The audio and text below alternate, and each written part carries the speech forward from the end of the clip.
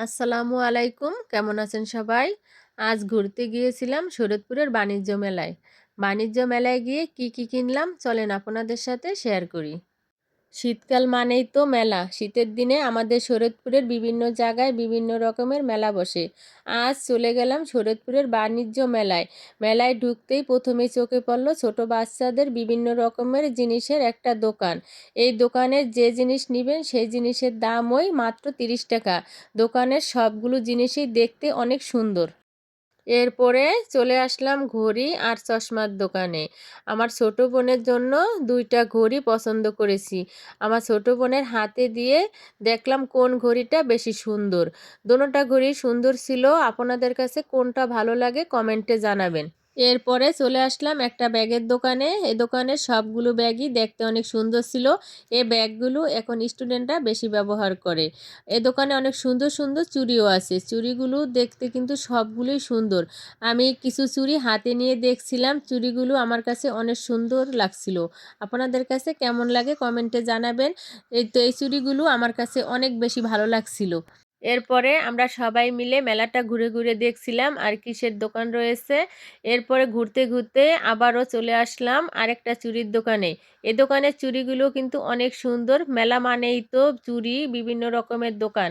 এরপরে আরেকটা দোকানে চলে আসলাম। এই চেনটা আমার কাছে 150 টাকা চেয়েছিল। এটা কিন্তু দেখতে অনেক সুন্দর ছিল। এছাড়াও এই দোকানে রয়েছে বাচ্চাদের বিভিন্ন রকমের অনেক সুন্দর সুন্দর খেলনা। সবগুলো খেলনাই দেখতে কিন্তু অনেক সুন্দর। কিনি বা না কিনি, মেলায় ঘুরতে ভালোই লাগে। আরও অনেক সুন্দর সুন্দর অনেক রকমের দোকান মেলায় রয়েছে। এতে এই খেলনাটা কিন্তু অনেক সুন্দর, অনেক সুন্দর সুন্দর কানের দুলও রয়েছে। এই দুলগুলো আমাদের কাছে 250 টাকা করে চেয়েছিল বিক্রি করার জন্য।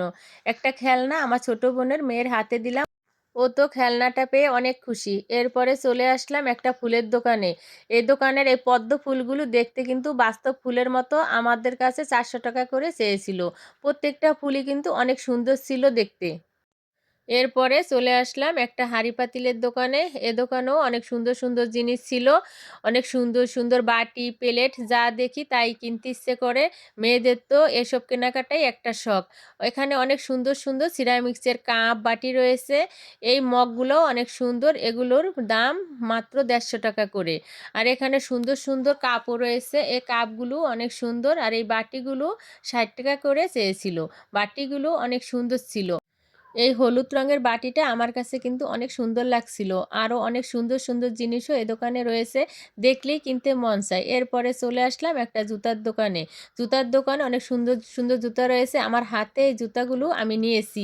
এই জুতাগুলো কিন্তু অনেক সুন্দর।